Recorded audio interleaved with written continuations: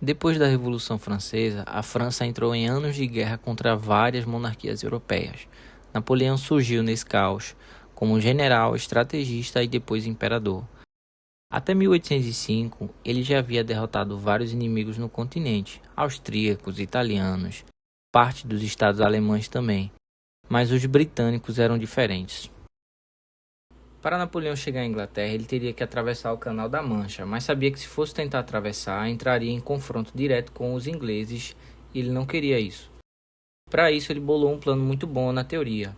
Juntou 180 mil homens na cidade costeira de Bolonha sobre o mar e ordenou que sua frota naval fosse ao Caribe se juntar com seus aliados espanhóis, para assim fazer os britânicos pensarem que suas colônias fossem ser atacadas. O que ele não contava era com a indecisão de um dos seus melhores líderes navais, o Pierre Charles Villeneuve. Apesar de ser um bom vice-almirante e muito leal a Napoleão, as decisões de Pierre fizeram com que Napoleão perdesse mais uma batalha, uma das mais importantes. No lado inimigo tinha um vice-almirante muito famoso chamado Sir Horatio Nelson. Nelson estava responsável por fazer um bloqueio naval dos franceses em Toulon, mas devido às condições climáticas seus navios saíram da formação e o vice-almirante francês, Pierre, conseguiu seguir sua viagem rumo ao Caribe. Alguns meses depois, quando a frota de franceses e espanhóis voltava do Caribe para a Europa, Pierre ficou com medo de enfrentar os britânicos perto de Brest, que era um porto na França, e desobedeceu Napoleão, mudando a rota para o porto espanhol de Cádiz. Esse talvez tenha sido o momento que Napoleão perdeu qualquer chance real de invadir a Inglaterra. Sabendo da notícia, o vice-almirante britânico Nelson mandou sua frota e o seu navio-almirante, o valioso HMS Victory. Além disso, ainda teve o apoio de mais de 20 navios britânicos que vieram de outra frota para ajudar na batalha. Em termos de números, Nelson tinha 27 navios.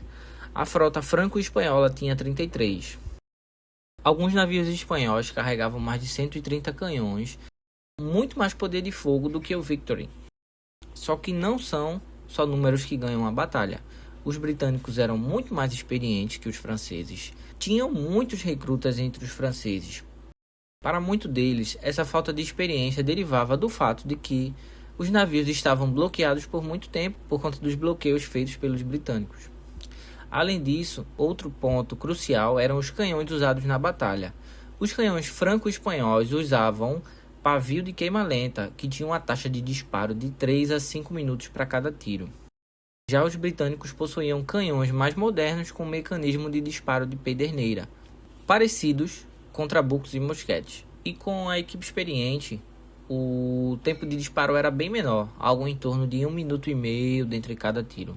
Napoleão tinha dado outra ordem a seu vice-almirante de ir com sua frota naval para Nápoles, mas Pierre não se decidiu a tempo e mudou as ordens para sua frota várias e várias vezes. Depois de muita pressão, ele decidiu dar a ordem para que sua frota saísse do porto espanhol de Cádiz para Nápoles. Mas mal sabia ele que já era tarde demais. O mar estava calmo e os ventos leves. O progresso da frota napoleônica foi muito lento. Apenas 2 dias depois de ter saído da Espanha, no dia 18 de outubro, Villeneuve conseguia visualizar seus inimigos em seu encalço. E ao amanhecer do terceiro dia, a 34 quilômetros do cabo de Trafalgar, a batalha naval começou. Enquanto o almirante britânico Horatio Nelson estava finalizando os preparativos da batalha, Pierre Villeneuve decidiu virar toda a sua frota e voltar para o porto de Cádiz, na Espanha. Mais um erro cometido por parte dele. As ordens dadas por Pierre não foram cumpridas efetivamente e a frota franco-espanhola virou uma bagunça. Nelson não perdeu tempo e continuou a ofensiva, mesmo sabendo que estava em desvantagem numérica. Por volta de meio-dia começou uma troca de salva de canhões. Um navio britânico de 100 canhões, o HMS Royal Sovereign, obliterou um navio espanhol. Já outro navio britânico, o HMS Belize, não teve tanta sorte. Sozinho contra 4 navios não teve a menor chance. Com a formação de navios apertada, homens começaram a atirar uns nos outros com mosquetes e entraram em combate corpo a corpo.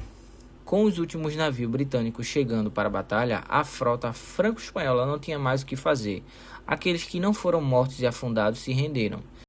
Para os britânicos, infelizmente, foi uma vitória custosa. O almirante Sir Horatio Nelson foi morto por uma bala de mosquete disparada de um navio inimigo, mas sua vitória foi suficiente para assegurar o domínio naval britânico.